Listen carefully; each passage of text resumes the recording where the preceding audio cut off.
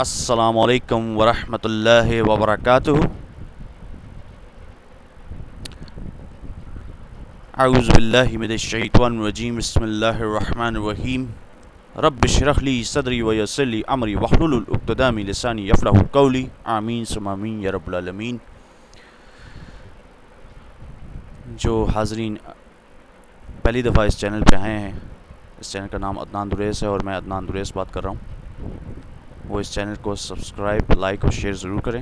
ہمارا جو ٹاپک ہے وہ ہے کتاب الفتن، احادیث کا متعلقہ جنگوں کا بیان، باب الملاحم۔ رمضان المبارک میں یہ شروع کر رہا ہوں اللہ کے فضل و کرم سے، کتاب الفتن، اور ہر روز میں آپ کے ساتھ ایک نئی احادیث کو شیئر کریں گے۔ میں بھی اس کو ریڈ کروں گا اور آپ بھی اس سے استفادہ اٹھائیں گے۔ چلیں شروع کرتے ہیں اللہ کا نام لے کے۔ بسم اللہ الرحمن الرحیم۔ حضرت ابو ہریرہ رضی اللہ عنہ سے روایت ہے کہ رسول اللہ صلی اللہ علیہ وآلہ وسلم نے ارشاد فرمایا، قیامت قائم نہیں ہوگی حتیٰ کہ دو عظیم جماعتیں قتال کریں گی، ان کے مابین بڑی قتل و غارت گری ہوگی، اور ان دونوں کا دعویٰ ایک ہی ہوگا، اور تقریباً 30 دجال کذاب بھیجے جائیں گے۔ وہ سب یہی دعویٰ کریں گے کہ وہ اللہ کے رسول ہیں، اور علم اٹھا لیا جائے گا، اور زلزلے کثرت سے ہوں گے۔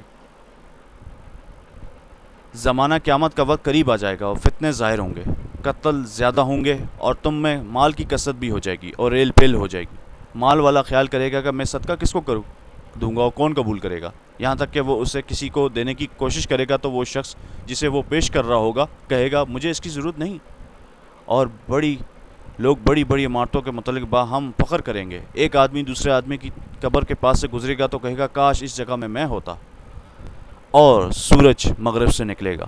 جب وہ اس طرف سے طلوع ہوگا اور لوگ اسے دیکھ لیں گے تو وہ سب ایمان لے آئیں گے، لیکن اس وقت کسی کا شخص کا ایمان اس کے لیے فائدہ مند نہیں ثابت ہوگا جو اس سے پہلے ایماندار نہ ہو یا اس نے اپنے ایمان کی حالت میں اچھے کام نہ کیے ہوں۔ قیامت اس طرح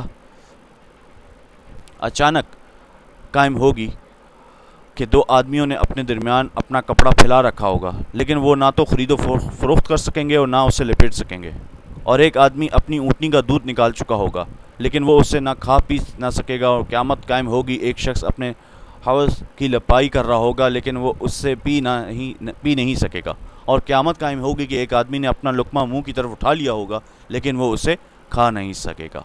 یہ صحیح مسلم، صحیح بخاری دونوں سے روایت ہے، اور یہ نمبر آپ کے سامنے آ رہا ہے۔ آج کی حدیث یہی تھی، قرب قیامت کے قریب سے ریلیٹڈ۔ اللہ مجھے اور آپ کو، ہم سب کو اچھے اعمال کرنے کی توفیق عطا فرمائے۔ رمضان المبارک کی حیثیت سے بھی میں نے یہ پروگرام، یہ سیریز شروع کی ہے۔ اللہ مجھے اور ہم سب مسلمانوں کو ان احادیث کا مطالعہ کرنے اور ان کو سمجھنے کی اور فکر کرنے کی توفیق عطا فرمائے۔ آمین ثم آمین یا رب العالمین۔ السلام علیکم ورحمۃ اللہ وبرکاتہ۔